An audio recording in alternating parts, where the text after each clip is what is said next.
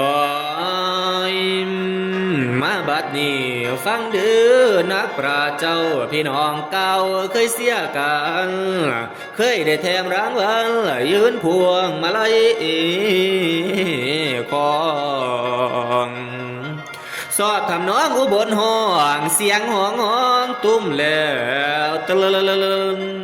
วาดอุบลฝ่าห้องเยินฟังแล้วกะมุนหลายสมเด็จสมศักดิ์ศรีน้ำเสื้อป้ายอ้ายน้องพี่ได้เสียกัน